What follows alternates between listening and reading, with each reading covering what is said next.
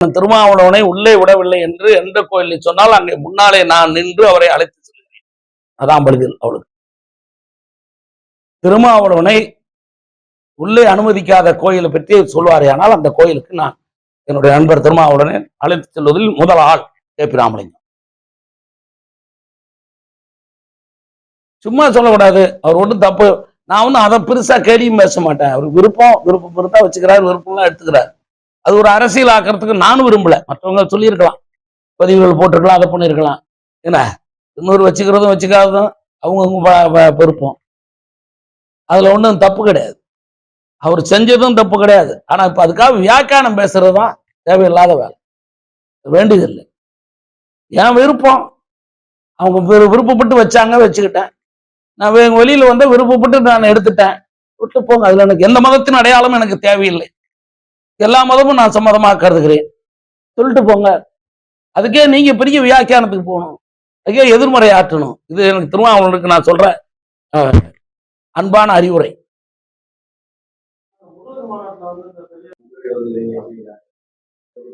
எங்க கட்சி மீது அவருக்கு அவ்வளவு நம்பிக்கை இருந்தா நன்றி. என்ன அப்படி முன்னாடி வர கட்சிக்கு அவரும் வந்து ஆதரவு தரணும். இவ்வளவு ஆற்றல் உள்ள கட்சி இருக்குல்ல. அதாவது அதிமுக வந்து பாரதிய ஜனதா கட்சிங்கிற கட்சி உருவாகிறதுக்கு முன்னே ஆட்சிக்கு வந்த கட்சி தமிழ்நாடு.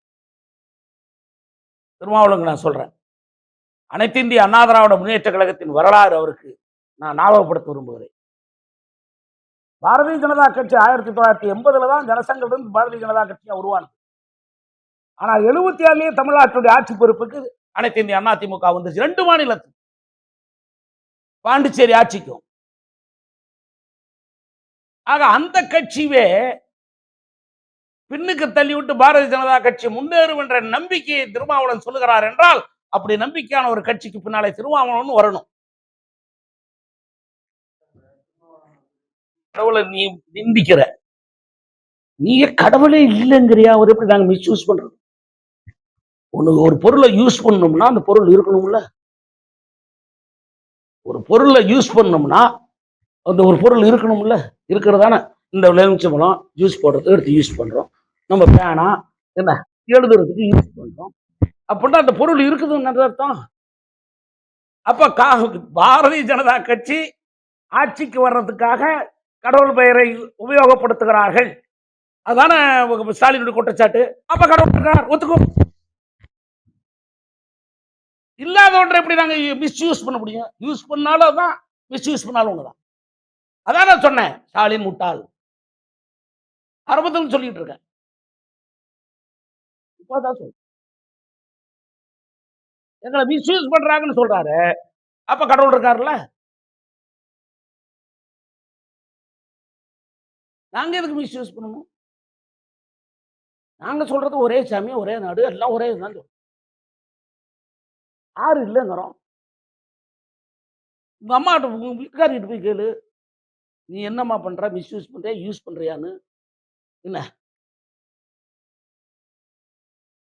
கடவுளை நீ யூஸ் பண்றியா மிஸ்யூஸ் பண்றியான்னு ஸ்டாலின் இங்க போய் கூட்டத்தில் எங்களை பார்த்து கேட்டு பிரயோஜனம் இல்லை, துர்காவை பார்த்து கேட்கணும்.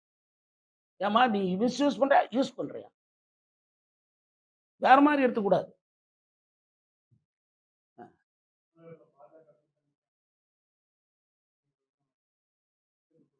என்னைக்கு எங்க கூட்டணி ஆபத்து இல்லாம இருந்திருக்கு? நல்லவனுக்கு என்னைக்குங்க ஆபத்து இல்லாம இருந்திருக்கு? கெட்டவன் தாங்க ஆபத்து இல்லாம இருப்பான். நல்லவனுக்கு எப்பவும் ஆபத்து இருக்கத்தான் செய்யும். ஆபத்துகள் எல்லாம் தாண்டி கடந்து வெற்றியை காணுவதுதான் நாங்க வரலாறு. நாங்க வரலாறு படைப்போம். எத்தனை தடைக்கற்கள் வந்தாலும் அதை தகர்த்தெறிகிற ஆற்றல் இன்றைக்கு பாரதிய ஜனதா கட்சிக்கு தமிழ்நாட்டில் வலிமையாக வந்து விட்டது என்பது எங்களுடைய கருத்து. செய்திகளை உடனுக்குடன் தெரிந்து கொள்ள கீழ்கண்ட கேபிள் மற்றும் டிடிஹெச் நெட்வொர்க்குகளில் எம்நாடு செய்தி தொலைக்காட்சியை காணுங்கள். பாதகம் செய்பவரை கண்டால் நாம் பயம் கொள்ளலாகாது பாப்பா.